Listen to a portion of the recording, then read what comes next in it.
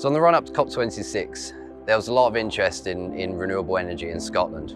This project in particular was highlighted for having its innovative approach to exporting green energy. Scotland in particular has a lot of potential for tidal, as a lot of villages and towns are located near water. Nova's been here for probably about 10 years now from the start of the project. When they first started the project, they were hosted things in the hall to explain to people what it was about. Development Council, who were the initial partners to get it off the ground.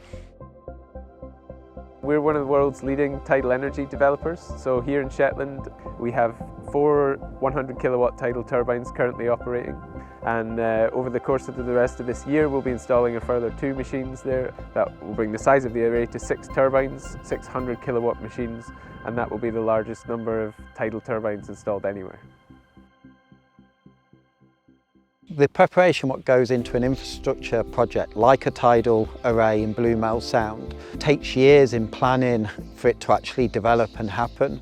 You've got all the leasing, you've got the licensing, but before any of that can happen, you need to do an environmental impact assessment.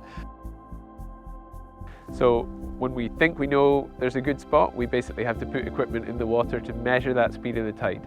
The great thing about tidal power is if you measure the speed of the tide for 1 month, 1 lunar cycle, you can then make predictions for hundreds or even thousands of years in advance. So 2,000 years from now at 2:30 on a Tuesday, I can tell you exactly how much tide is going to be flowing through that channel. And that's the big USP of tidal power, is it's totally predictable. This project is really unique because it has the tidal array, the battery, and it creates a microgrid environment. That means the community gets benefit directly from the tidal array. There's an increasing number of charge points for electric vehicles here in Shetland, but ours is the only one that's powered entirely by the tide. I bought an electric vehicle about 1.5 years ago, and just after that then Nova opened up their electric vehicle charging point. So I go every 2 days and plug in my car and benefit from the energy coming from the tidal array into the system. It meant that I was getting totally green energy into my car and benefiting, so it's been really good for me. Nova's been excellent. Even the new tidal turbines, what they have developed to sit on the seabed, are amazing in the fact that actually they can be just put on the seabed and anchored down by ballast. So actually when they come to be removed at the end of a project, actually they can be removed really quickly and they have very little impact on the seabed. There is many lessons learnt from this. Like, it is amazing. The impact on wildlife is very small, if non-existent really. It's very localised, and it's producing green energy, which in reality helps the wildlife.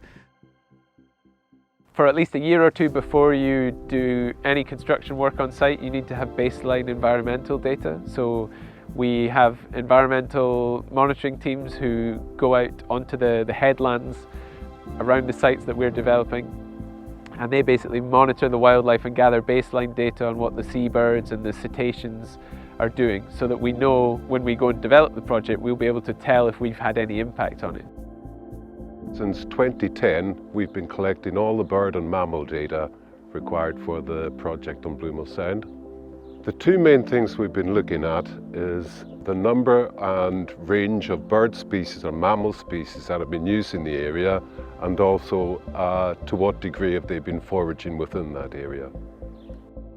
So the data that we've collected so far seems to suggest that the presence of the turbines hasn't affected the number of birds and mammals that have been used in the site, which is great. And perhaps more crucially, it also shows that the activities of the turbines hasn't affected the birds and mammals in their foraging behaviour, and it looks as if there's been no mortality at all with either birds or mammals.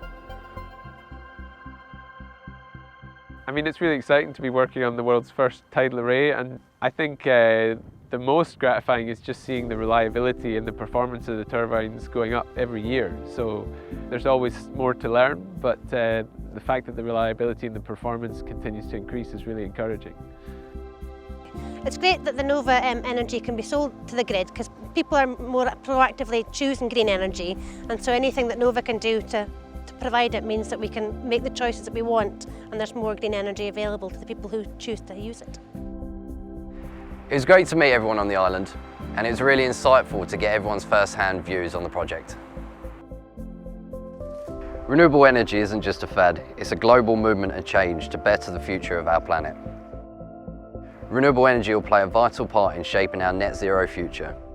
We're already well on our way to using more renewable sources in the electricity system. Our change in electricity mix show we are moving in the right direction. I am really interested in renewable energy. I think it's really important. We can only survive as a planet if we do things in a greener way.